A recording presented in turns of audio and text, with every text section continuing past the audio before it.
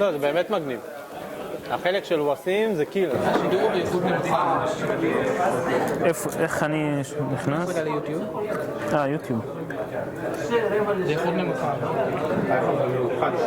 כן, כן, כן. רואים, אבל הוא נותן לי איכות נמוכה. זה גיל לופו, G-I-L, L-U-P-O. יכול לחכם.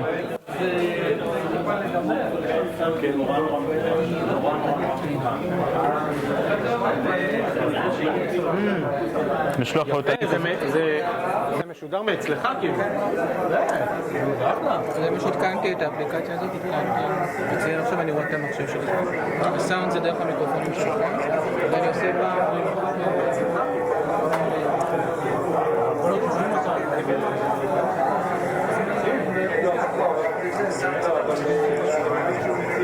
טוב, לא צריך.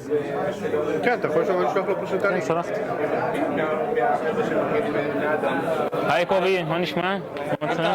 כן, מכיר את... אתה בסלניום הבא עושה פרזנטציה?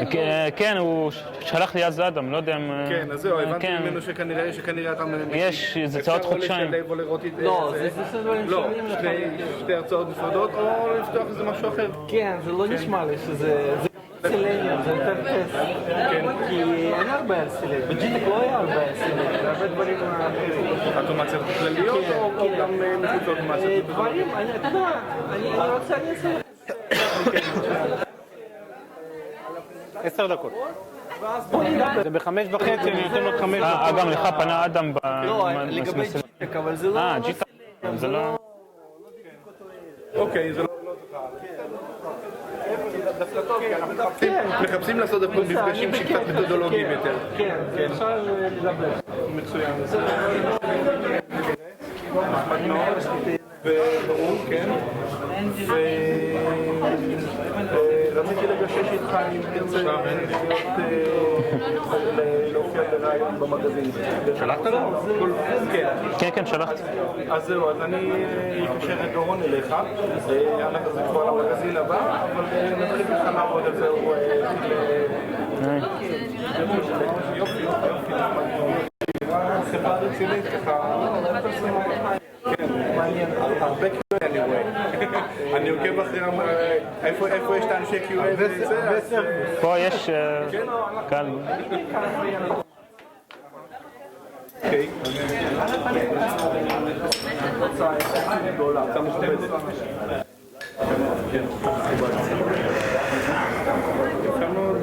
יופי, כיף להכיר.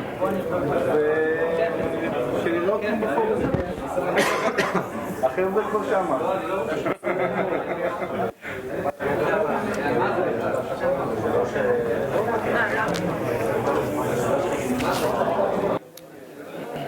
למרות שיש אנשים, אפשר ב5:30, 5:35 להפחית כבר. 10 דקות.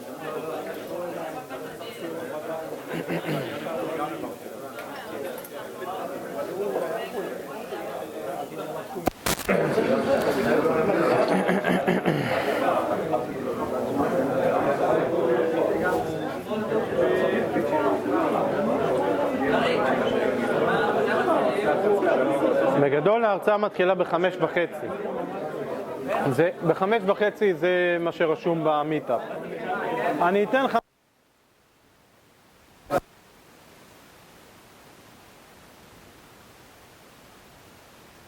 משש אנחנו מגיעים לחלק השני, שהוא ב6 נכנס לחלק המעניין, זה שעה 10 דקות גג, אבל זה שעה.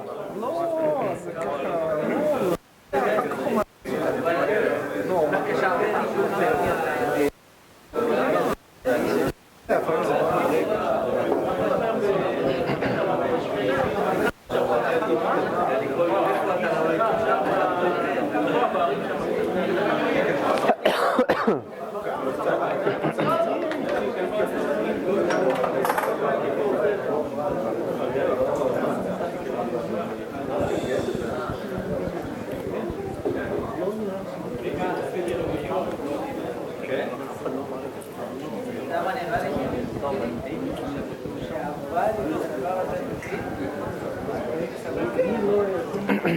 חבר'ה, 7-8 דקות נתחיל טיפה לתת זמן למאחרים.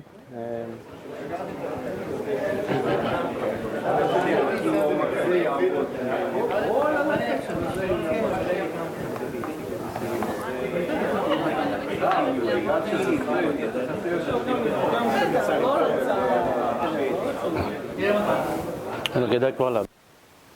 להם קצת יותר. זה הג'ל, נכון? כן. 3-4 דקות לפני, כן, 2-3 דקות אני אעביר.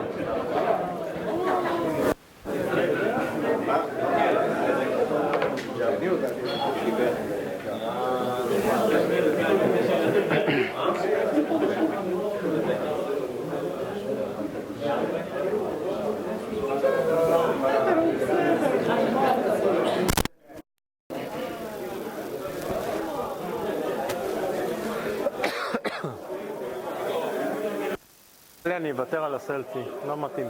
פחות מתאים פה.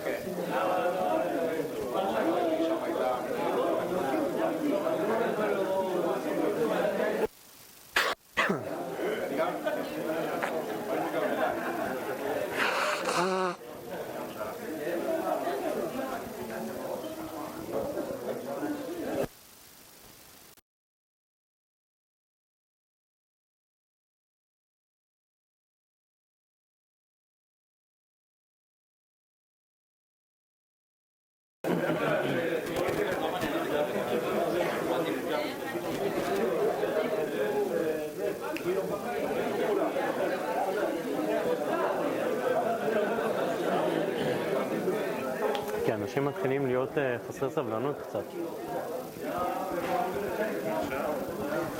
כאילו, כי הם יושבים פה 20 דקות. כן. איך?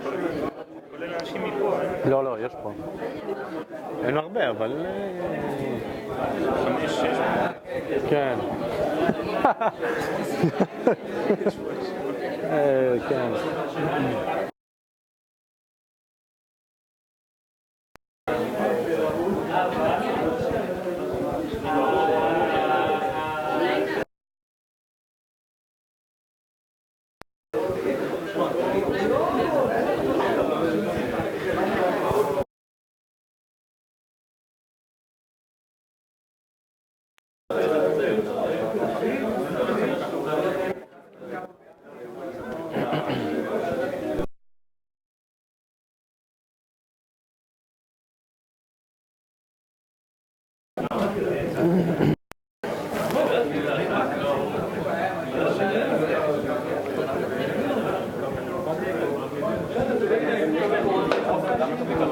זה עוד כזה 2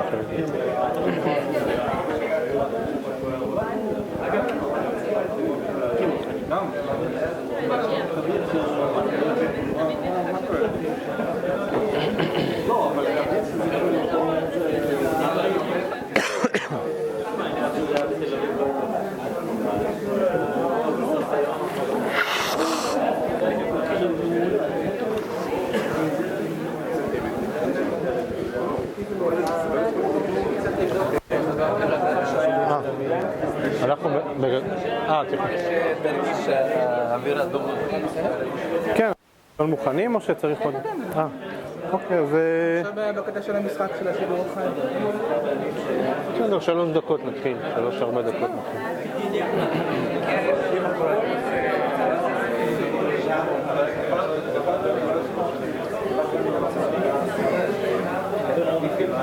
עושים, אתה זוכר עכשיו אנחנו ביחד? בוא שנייה. הסלייד הבא, אתה מציג אותי, נכון? אני מציג אותך, ואז אני מציג. כי אתה ממשיך. אז אני מציג אותך ואתה ממשיך. כן. טוב, אז שנייה, אני אנתק ואחליף. שנייה.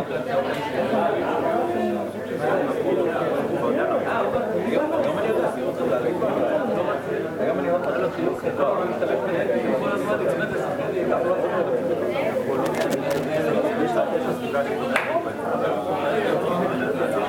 יש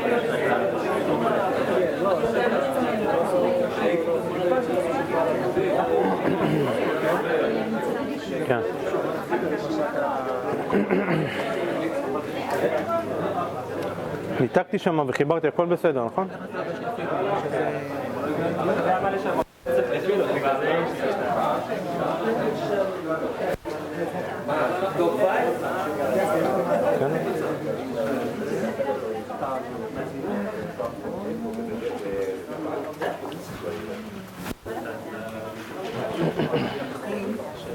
השקופית הקודמת, הם תמיד רוצים שזה יתחיל עם השקופית הקודמת.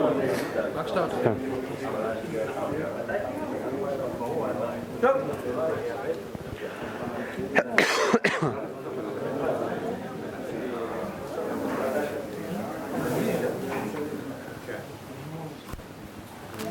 שקט מחייב. כן. נראה לי אפשר להתחיל, לא? כן, שמענו. טוב.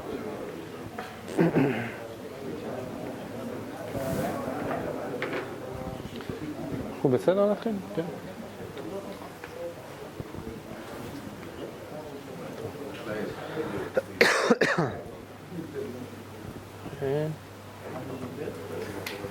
טוב, נסגור את הדלת. טוב, נשאר את זה ככה. לא, בסדר, מקסימום שמי שיגיע שפשוט ידע איפה להיכנס. אולי עדיף להשאיר פתוח אפילו.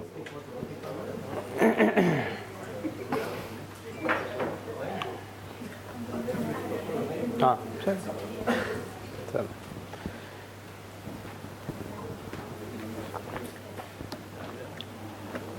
Okay. So this presentation will be held in English because of we are taking a film. So also the questions will be best doing it in English. And the purpose of the meetup is spread ideas, share ideas. We will share with you our journey, what the evolution of what we think we did. Basically, any questions, it will be better if it will be in the end of the meetup. A lot of topics, and we short in So Kubernetes with testing Docker on Google Cloud. This is a name of the meetup. First, thank you for coming. Just from my personal interest, please raise your hands, the guy that is not from LivePerson. Okay. So this is question number one. Question number two, because I know the majority of LivePerson, please raise your hands. Also, the one who familiar with Docker, Kubernetes, the world of containers. Okay. So, as I said, thank you for coming. The first thing I want to make clear that what's in it for you, for here to spend your 1 hour, 1 and 10 minutes to listen to us. You will get some different approaches of how to scale automation or how to build automation in scale. The second, you will see how as clients we are using in technologies like Kubernetes, Docker, and Google Cloud Platform. Maybe, and the third, there's introduction of an open source called Ephemeral. That will make an easy peasy way to launch a test at scale. So the meetup will be at two parts. The first part will be the decision we did, the journey we did. You will see the decisions along the way, and you will see two changes that happened along the way, and I will explain why we did it. The first part, as I said, decision. The second part is the new solution, which Wasim will present. Just to make clear that the second part is we'll talk about on any kind of test, can be API, UI, mobile, Appium, you name it, it's supposed to solve it, but it should solve it. So let's get started. I want to introduce Wasim.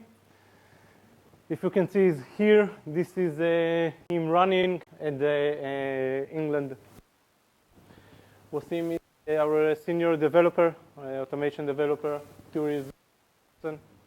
You can find him at GitHub over there. So this is Wasim. This is Ari, automation team lead at Life.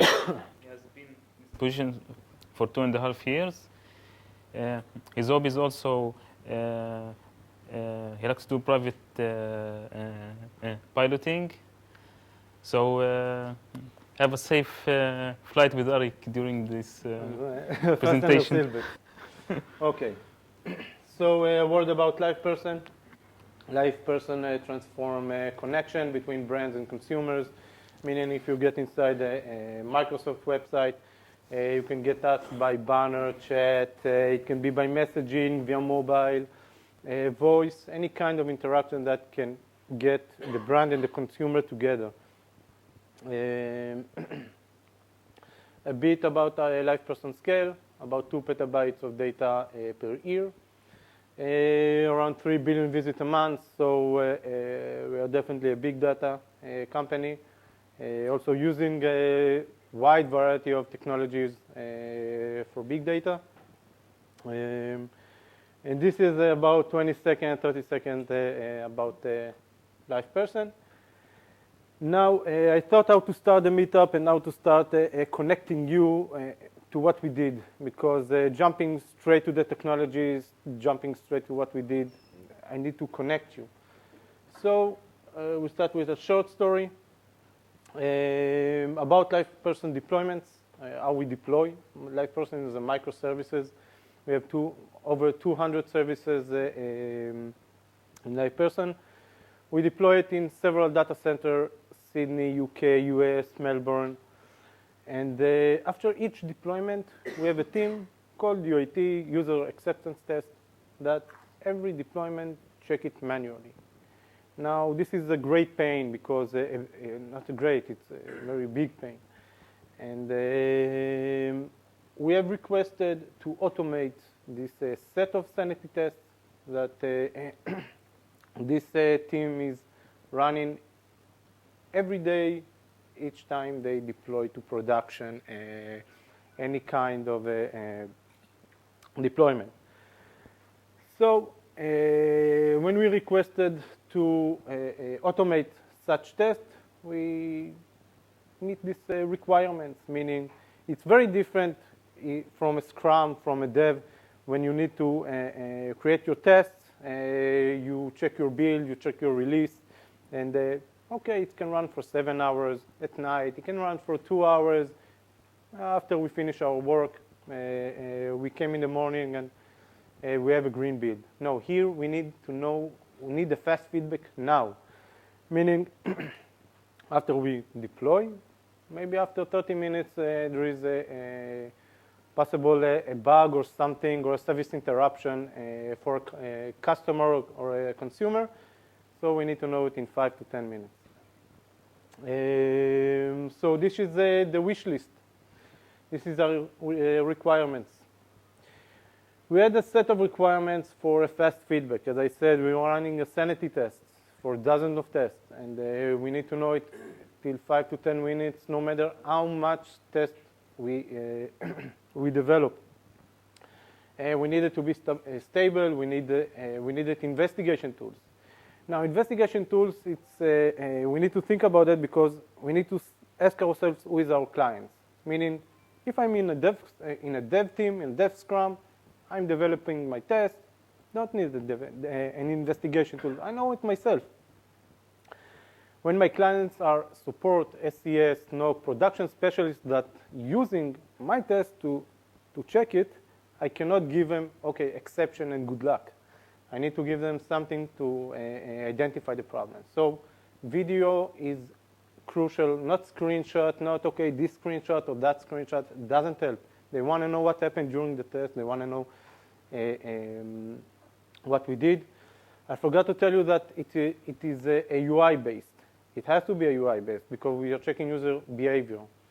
And also, we want to provide them the HTTP archive. When the test is running, we need to fetch all the network during the test and understand where is the problem. So, as we see here, a large variety of requirements. So, we will start with a simple solution that most companies I know using the traditional solution.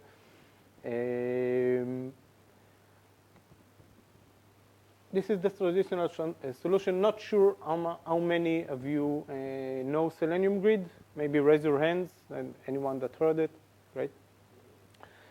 The concept is simple. You need browser diversity, you need operation system diversity, you need parallelism. Now, most company uses static VMs, Windows machines. So we will start with this concept and move forward. So we have the hub, we have the nodes, meaning the hub is the manager. You manage it, you get the request, which browser, Firefox, Chrome, you get it. You take the request and put it on the node. The node raises up the browser and start the test. You can run it from Jenkins, TeamCity, it doesn't really matter. But this is a simple concept. Static VMs, Linux, Windows, and our requirements, it's answer the browser diversity, mobile, it also support mobile, parallelism. But the issues we faced and the ranking, like I did it, because I compare it to another thing. Maybe someone else make it 5 stars, but this is our ranking. Let's talk a bit about stability. There is crashes, nodes crashing. It's a sickness of Selenium Grid. It's well known in the community. There's many solutions to it, Selenium Extras or other solutions for automatic restarts, meaning for if a node crash, there is like automatic restart that can launch it back. But you need to ask yourself, like, I'm looking at it like I'm building a system. I'm building an application. Is my application going to rely, its stability going to rely on automatic restarts? Like, not sure about you, but for me, it's not really good enough. About tooling, we need a recording video isolated per each test. Meaning, if I'm using Windows machines, maybe there is some solutions, but many browsers open up. I need it to be specific. I need it to be isolated, not interfere to one another. Everyone talking about microservices, so we are looking at it also as microservice. I'm not going to talk. I think scale and fast feedback is the obvious, because how can I scale? I need to add another machine, add another machine, add another node, configure it. So it doesn't really meet up in the requirements I needed. So we needed a change. This is the first change, and I asked at the beginning to understand how many nodes those technologies, to understand how much time I need to focus on a slide. So I will try to do it fast. So when you usually explain the differences, you know what, I will say it in this way. Cattle versus pets. If you have a pet, you regularly used to nurse him. If he gets ill, you nurse him until he gets back to health. He stays with you a long time. You name him. So if you're talking about a cattle, they're almost identical to one another. If one of them die, you can get another one. So the verses between cattle and pets, like it's like VM and the container. So if we are talking about containers, and we will get to the main idea in a couple of slides, let's talk about what a container gives us. So what we need is a resource isolation, test isolation from the automation perspective. Build it once, run it everywhere. Like when I tried to do it myself the first time, I built up an image. Then we'll talk about later on about images, but I built up an image, went to another machine, downloaded the Docker, launched it, and then I did it in another machine. It was like, it was really a great thing. Instead of getting up inside the Linux machine and configure the things I needed, it was really like a work process changer, you know. So what we need inside a container. We have a container, if we are talking test-wise, or remind you our sanity test, our UI, user behavior sanity test, that we need to run it.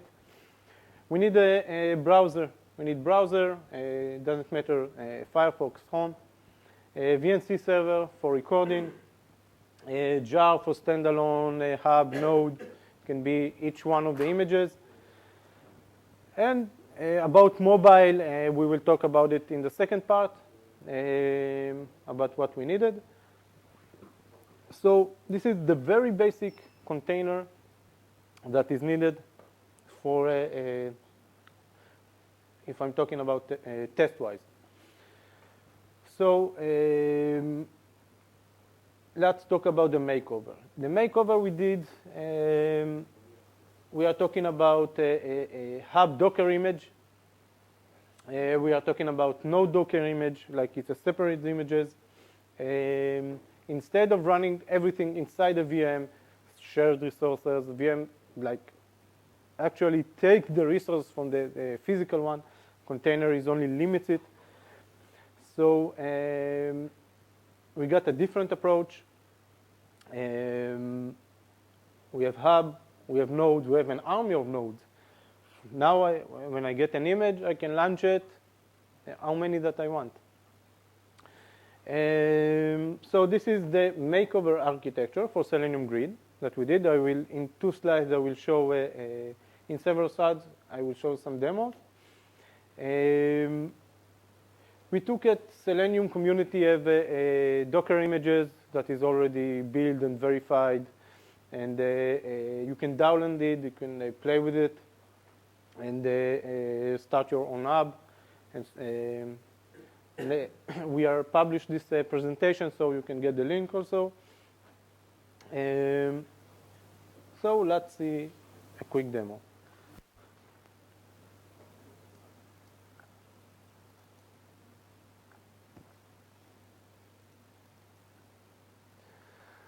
Okay, what you're gonna see now, I get inside the community, the Selenium community, pulling down the image that I want. It's really very easy. We can see here the Docker file, very simple Docker file, exposing the port that I need, environment variables like properties that I want to pass, very simple one. Download Docker. After downloading it, you can pull it out. I did it before, so it already exists. But once you do it, you can launch it with the port that we exposed. Now it's on. That's it. You have a connected hub, ready to go, ready to get to the nodes.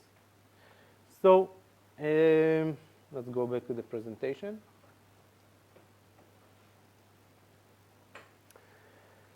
So we talked about Docker. We saw a really simple one, how you get to the community, pull out, launch it, and you have a hub in an instance. But it's really nice. You can replicate it. I did it myself. I had 8 machines, put Dockers in each of the machines, launch the Docker, launch the hub and the nodes connected. But I have a problem. I have a huge problem because I needed to manage it myself. I access to the nodes, I access to the machines, but I need someone to manage it for me, someone to manage the replicas for me instead of me doing it. So let's get to know a bit about Kubernetes Orchestrator. Outside in the community, there is several solutions, maybe Swarm. I don't really know Swarm, but there is several managers. This is one of them. When we pull out, when we launch a container, it's not enough. We need several things. We need self-healing. We need, if I'm killing a pod or something happened to the pod, I need an auto restart, maybe auto replication, and scaling down, scaling up. I need it like in a click of a button. I need health checks. I need to know when my service is ready to go. And there is many other features that Kubernetes give me, like scheduling, etc.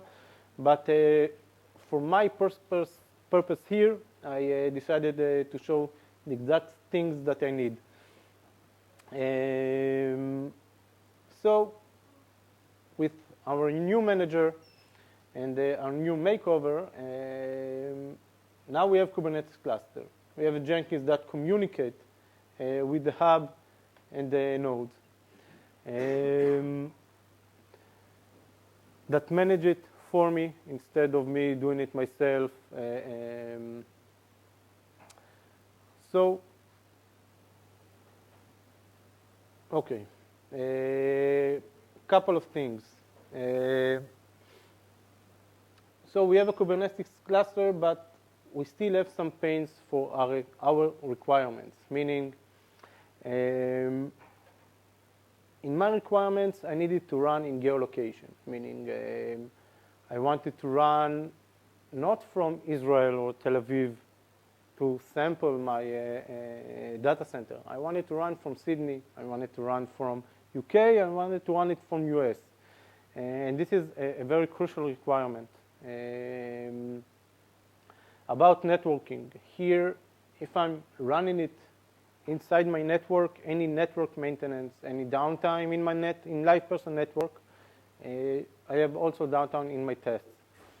And these kind of things are really crucial for us, and that's why we decided to go to the cloud. We decided to go to the cloud also because of the idle machines, meaning, let's say we have a Kubernetes cluster. Here in live person, we have we have a Kubernetes cluster in QA and in production, but my tests the purpose is to do what they need to do and to die. Then I need the machines, like it's a money spender. So instead of spending money, why not saving money? So our benefits from going to the cloud, as I said, Kubernetes in a click of a button. I'm not sure about all companies, but not in all companies, Kubernetes is a standard. I mean, here we have a DevOps, we have someone to go to if we don't understand something. But not all companies have Kubernetes standard. In Google Cloud Platform, in a click of a button, I don't need to be a Kubernetes specialist to get my things done. So it's a huge benefit. No idle machines, and we will show it in the next slide is the demo. I will show it. No need for idle machines. I did what I needed to do, and that's it. I killed it. Measure. Now I can measure how much my test cost. When I have 8 VMs, they give me 6 giga memory, 4 CPU, running it, not running it. I can't really measure how much it costs. Here I can cost exactly how much my test, I can measure everything. About the network, we already talked about, and the geolocation. The geolocation, as I said, it's very important for what we need and our requirement. So let's see our first demo. Okay.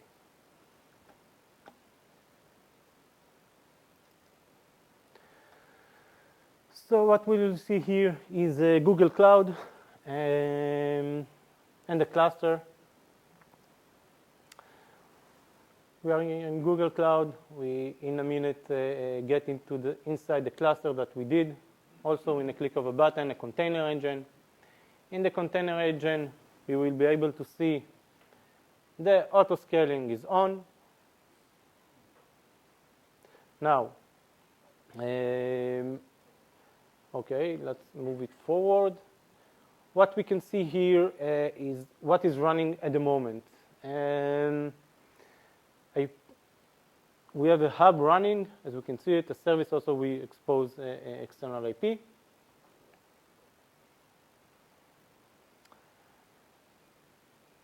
This is the hub. It's currently no nodes connected to it. So what we want to do now is launch our nodes. So let's take a look at the YAML configuration. The way you deploy into Kubernetes is by, it's not the only way, because on the next part we will show a different way. But here we do it in a YAML configuration, a replication controller which manage all the pods. Pod is a container or set of containers. So what we can see is a replication controller. I have 10 replicas, as you can see here. You can do it like 20. Doesn't matter.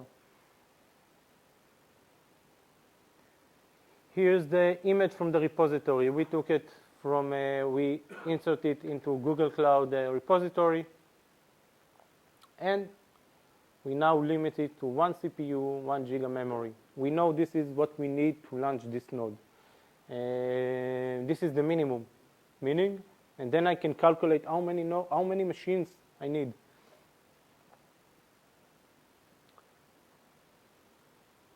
So let's launch it. What I'm doing now, I'm creating the file and launching it.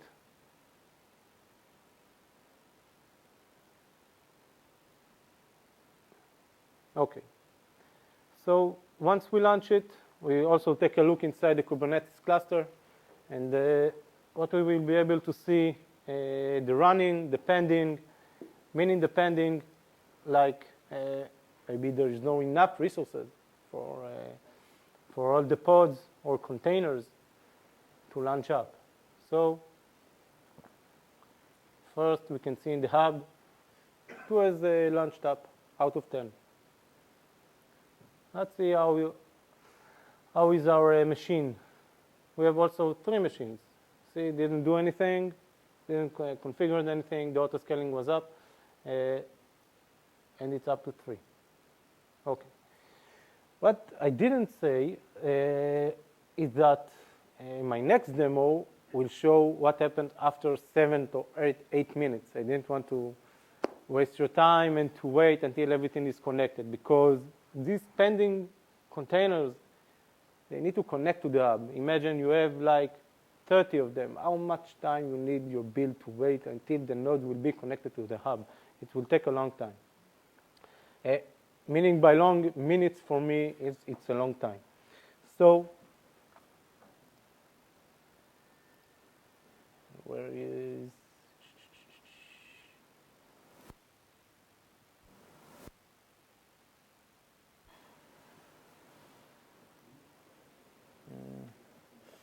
This is a glitch for some reason.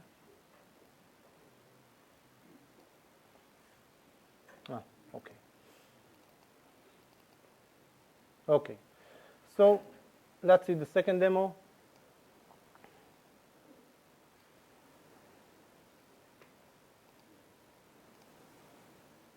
Wait a second.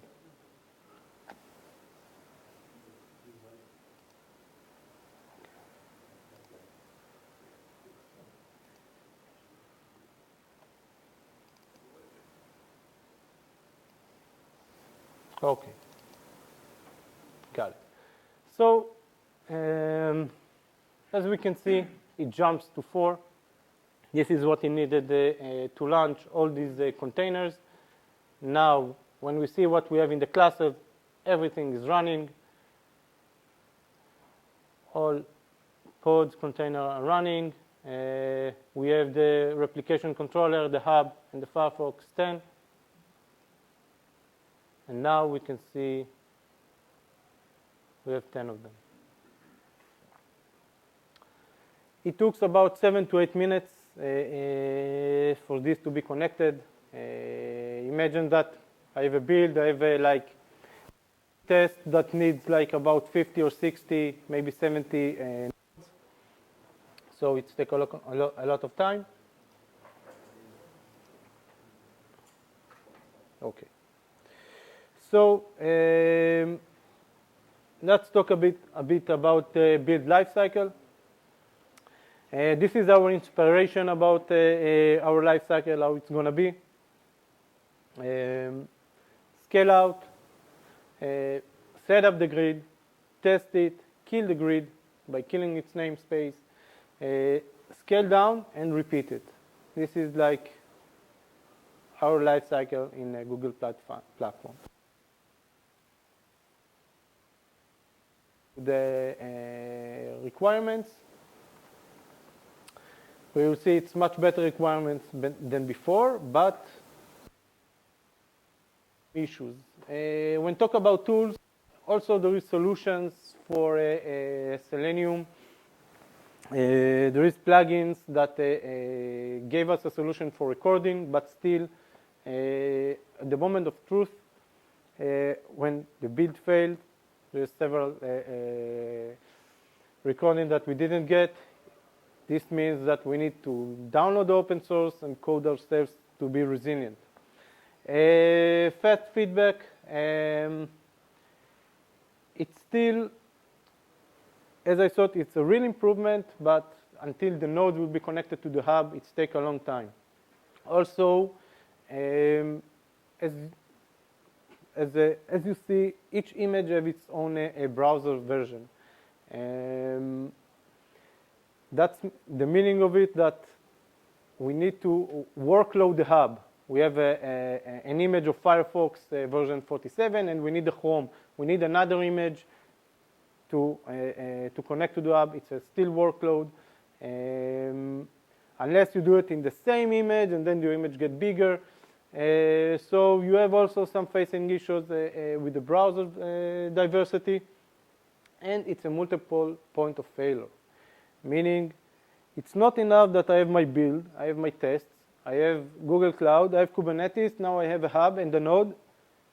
Something went wrong here and there. It's a really multiple point of failures. And once again, we needed a change. So please welcome Wasim. We'll talk about thank you.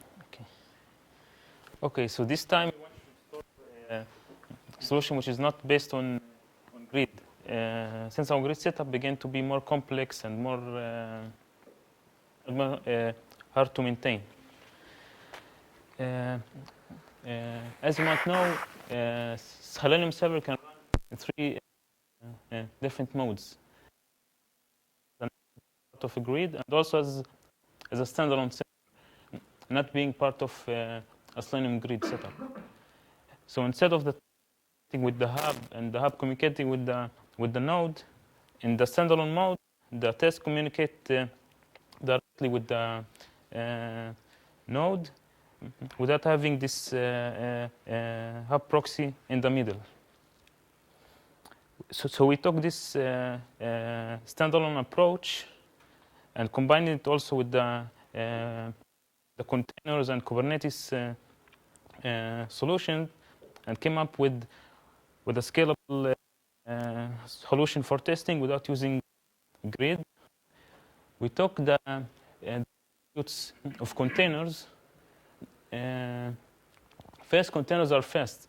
It takes a couple of seconds until I have a running container with all its installation and all the processes running inside it. So I can basically, once the tests want a new browser session from any browser version, I can basically deploy a standalone container of Selenium with the appropriate browser installation, and it's to maintain and set up the grid before. Also, one key attribute of containers that they were built to be short-lived. So basically, I can, once the test ends, I can destroy the container and keep my environment clean and stable.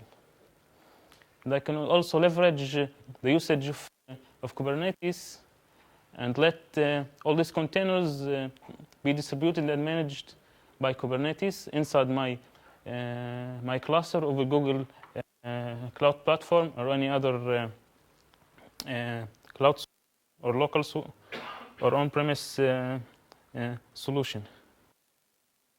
So basically, once my tests want to initiate a new session, it asks for a new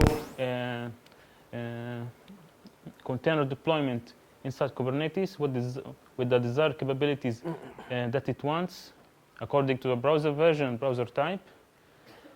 And Kubernetes, in turn, will deploy this container and return and expose an external endpoint inside the container with the IP and the port that it is exposed externally. And the test will initialize the new instance based on this external endpoint.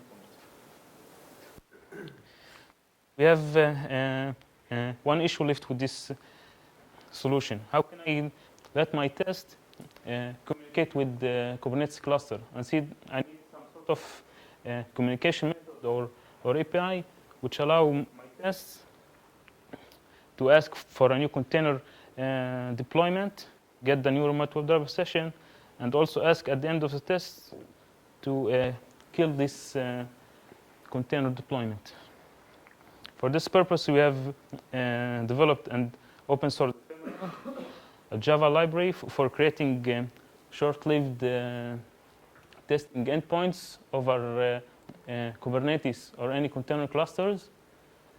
And in our case, the testing endpoints here are basically the Selenium server endpoint.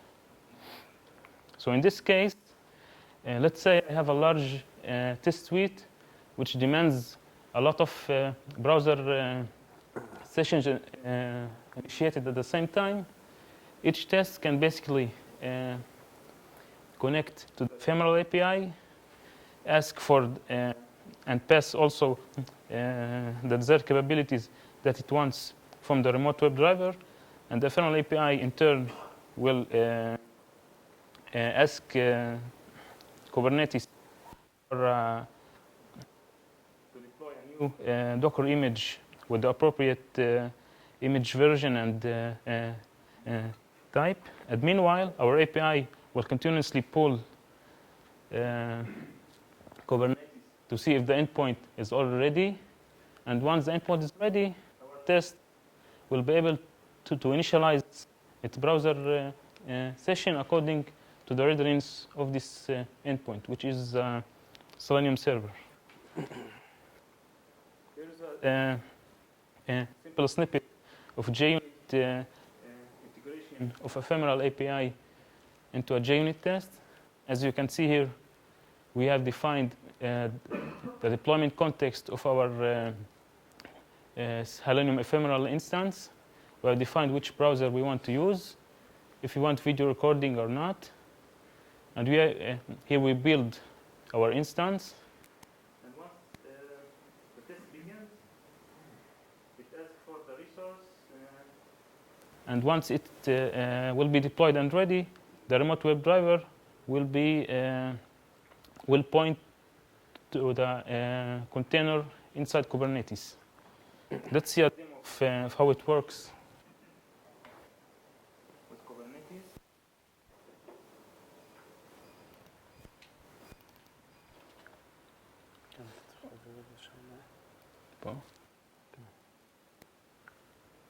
Okay, I've already prepared a test which can launch 10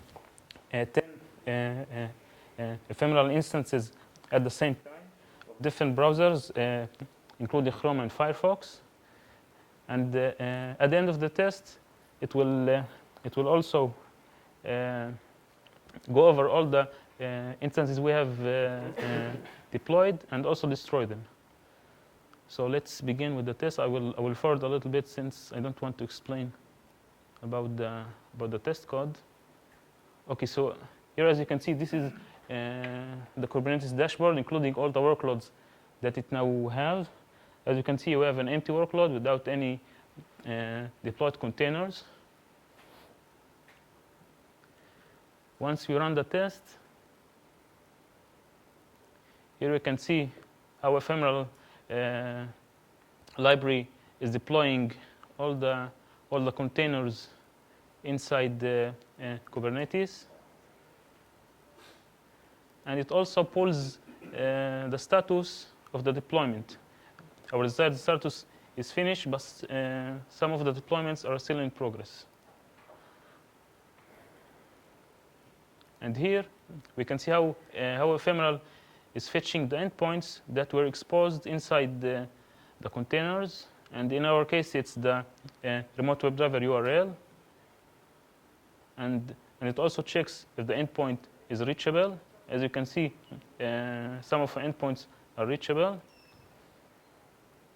So if you refresh the Kubernetes dashboard after running the test, we can see how it spins for us 10 instances of different browsers at the same time in a click of a button. We have instances of Firefox and Chrome. I want to remind you that we didn't set up any grid beforehand. We came with a bare-bone Kubernetes cluster without any defining any grid before. As you can see, I can also access the currently deployed containers and see the log of what is running inside the tests.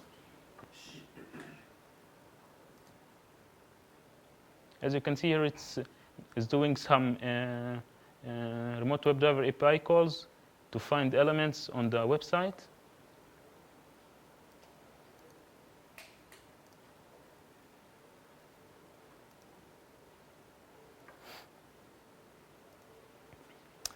And here, after the test finish, we can see how the ephemeral API will ask Kubernetes to delete and destroy all the deployment of the containers that we have deployed. And in a matter of seconds, we will see how our Kubernetes cluster is back to its initial state.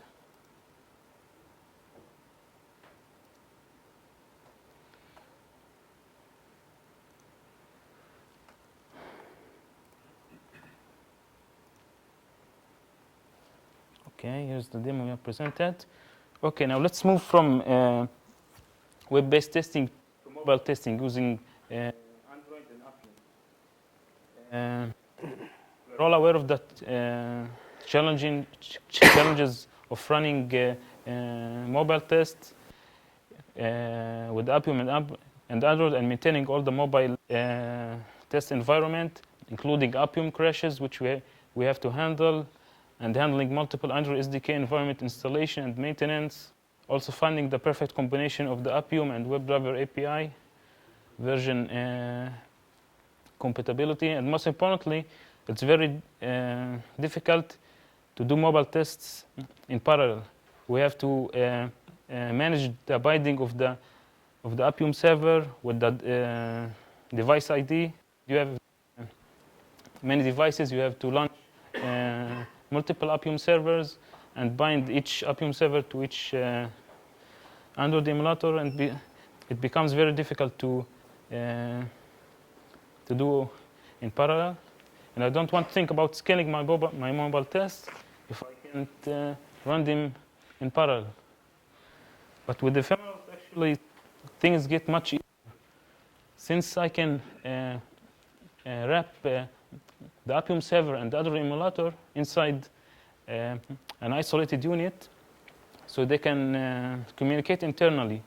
So I don't have to deal with the binding of the Appium server with the appropriate device ID, since they communicate internally. So I can basically duplicate these containers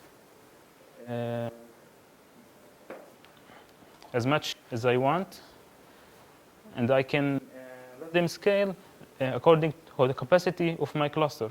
If I have enough capacity inside my cluster, I can basically create how much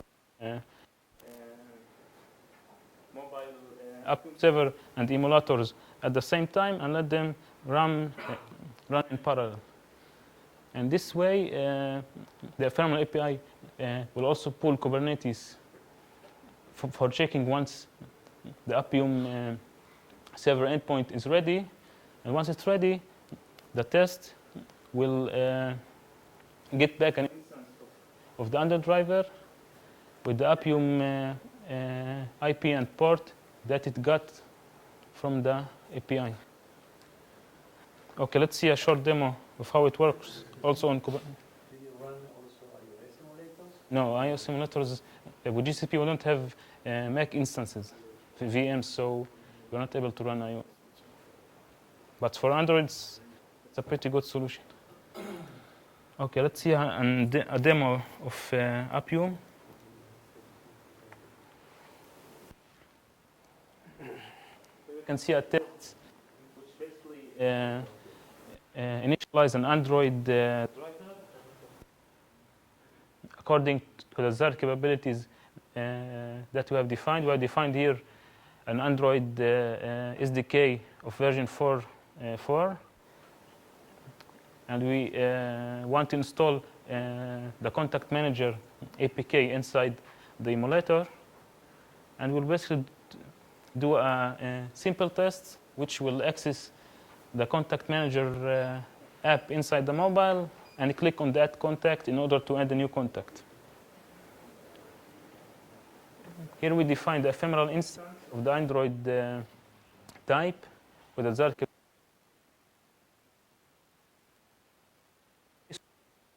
Get method will deploy instance Kubernetes and the Android driver as we showed earlier in the previous diagram. Okay. Here we run the test. As you can see, the Kubernetes dashboard workload is empty. Here the Appium instance is being launched. So you can see how it's pulling the image and starting the container with Appium server and the emulator. Here it's pulling and see if the emulator and the Appium server are ready. And in a couple of seconds, we will have a ready Android emulator which we can use, which is basically running on GCP and Kubernetes.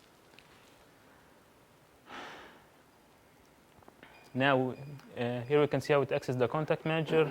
Click on the add contact. And once the test finish, it will also destroy the container in GCP. And again, we have a clean environment after the test finish.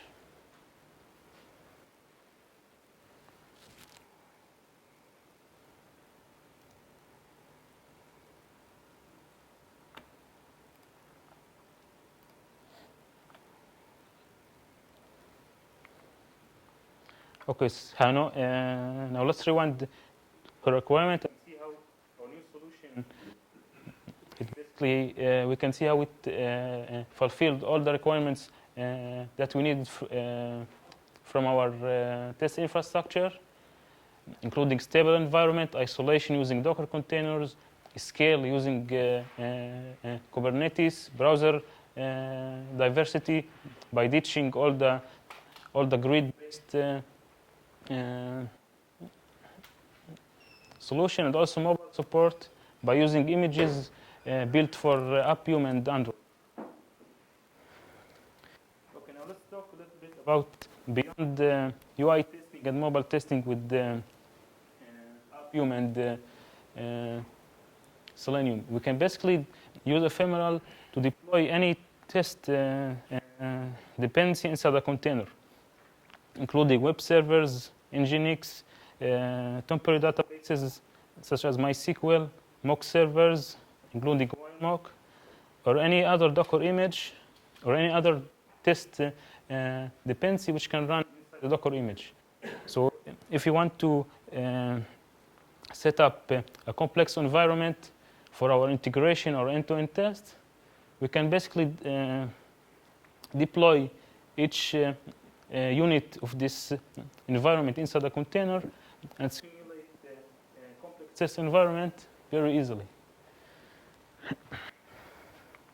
Okay, let's see, for example, a real-world example of how we can combine different short-lived instances of Docker containers using our library.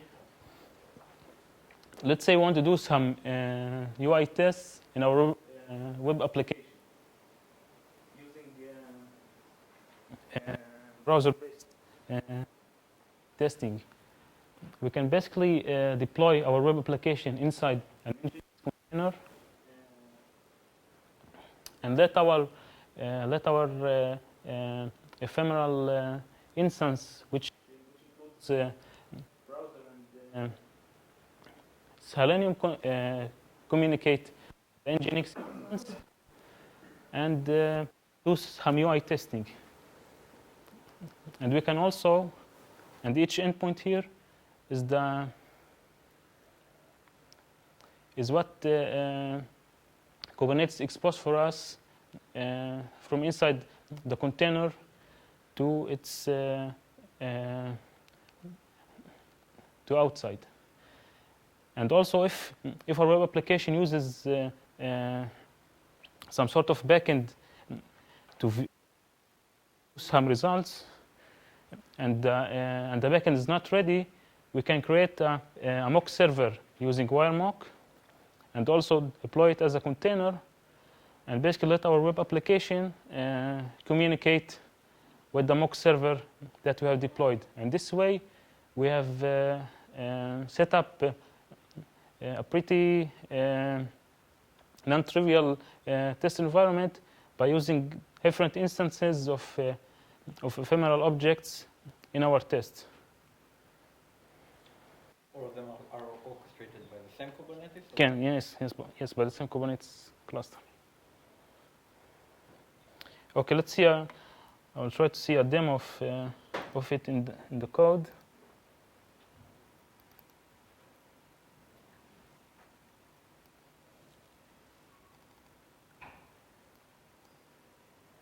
Okay, as you can see here, we defined 3 JUnit rules. Each one defines a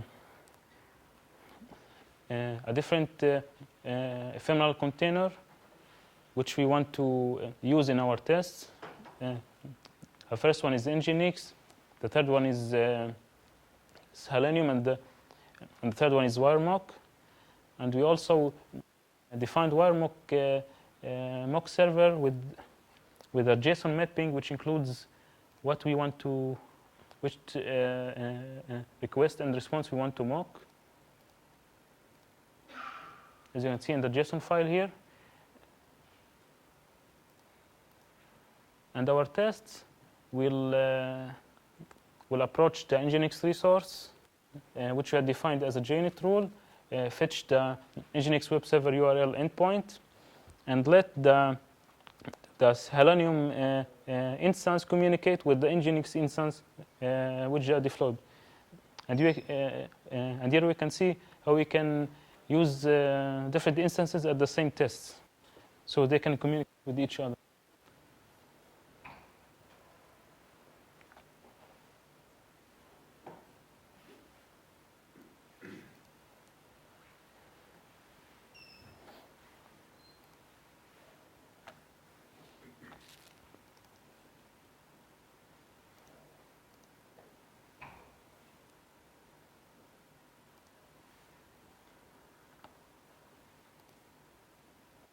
Okay.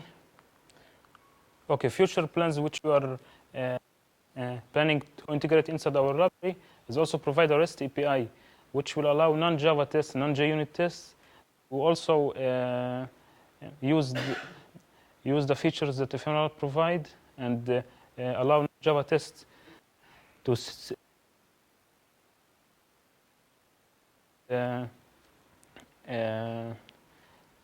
also very easily as we do in our tests. And we also plan to provide support for more cluster management systems, including Mesos and Docker Swarm, in addition to Kubernetes, and also provide more modules which we will find useful in addition to our Nginx and WireMock and Selenium modules which are currently available.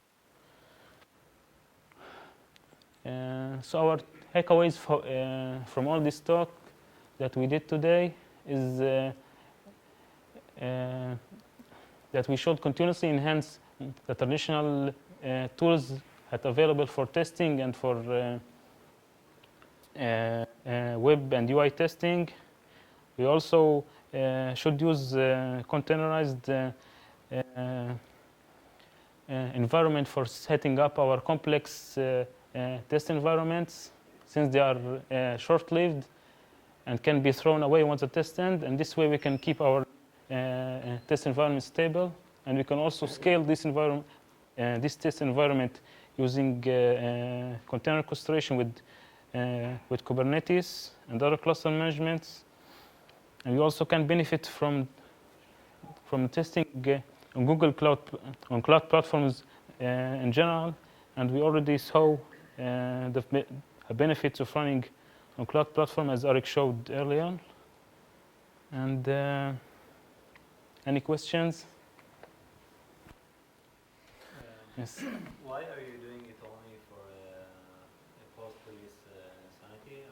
Are you planning on doing it also Yeah. for development testing? So the question was why we are doing it only for post-deployment and not for many other things.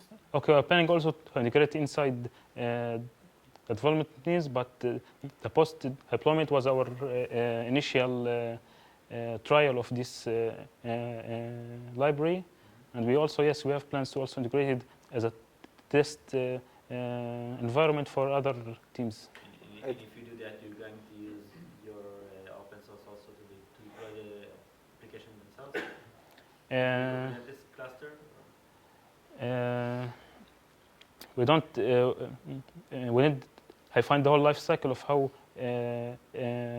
we'll do this, but we prefer to keep this open source only for testing purpose, not for the deployment itself.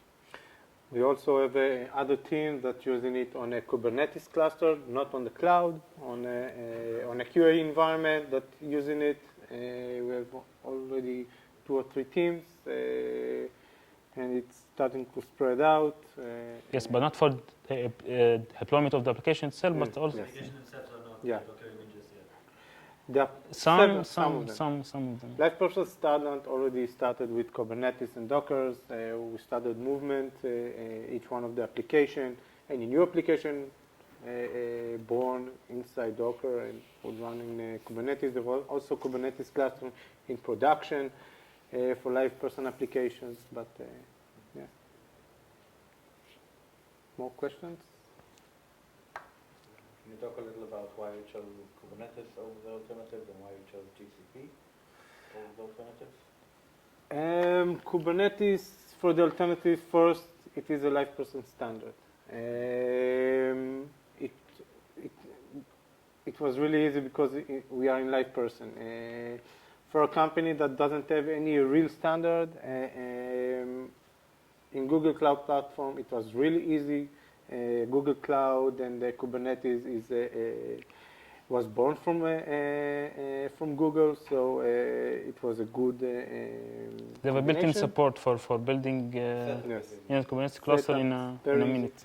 Yeah, and for the cloud, we needed our purposes for geolocation. We don't want we can't run our test from here As I said before, networking, we need to run our tests from different kind of locations and not just from Tel Aviv. If you said why Google Cloud and not Azure or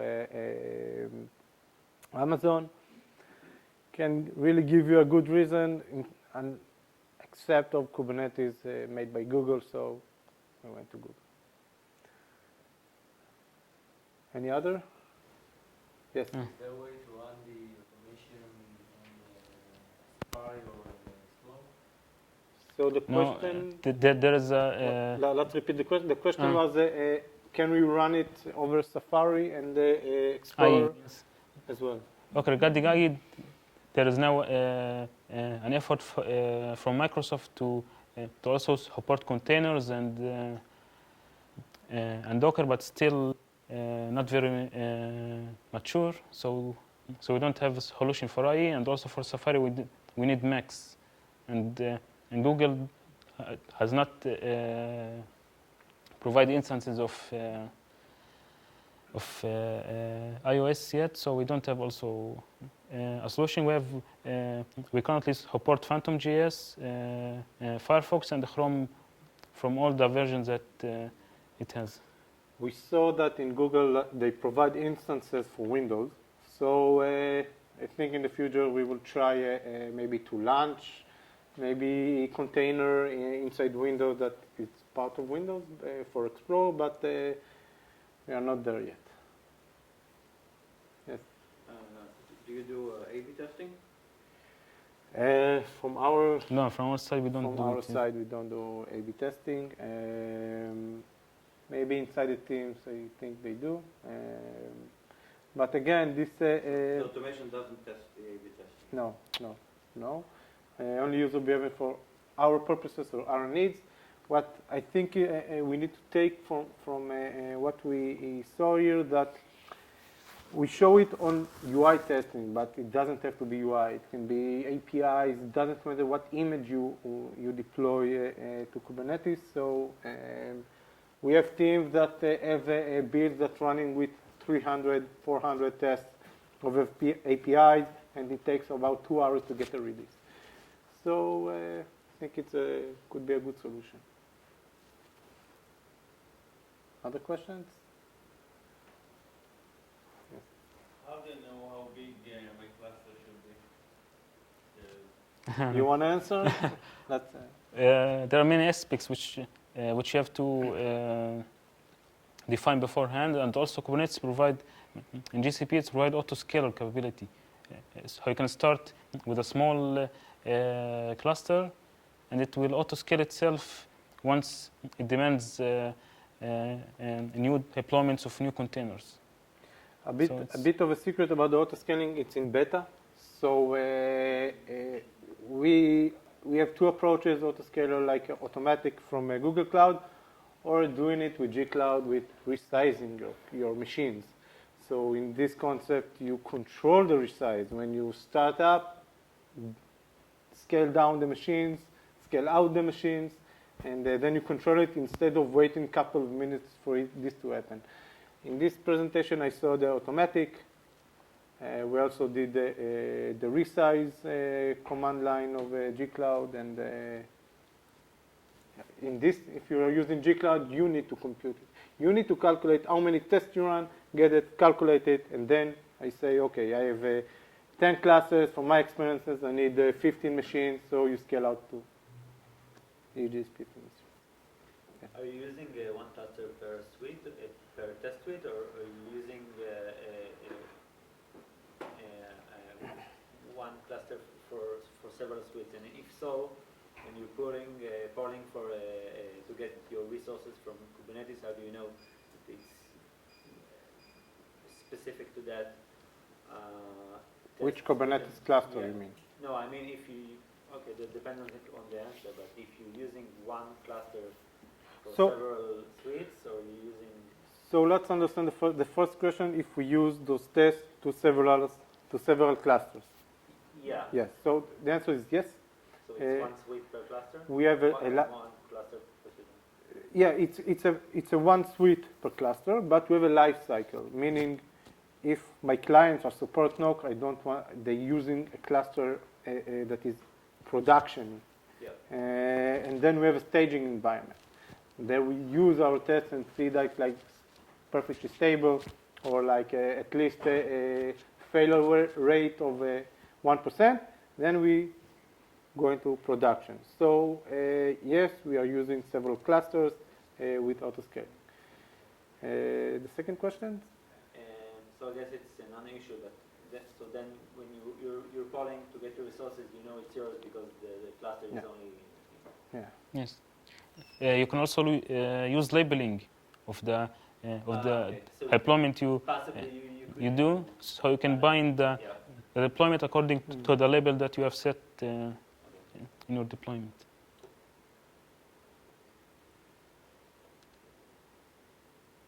Any more? Or I can release you. Thank you. Okay, thank you. Appreciate for coming.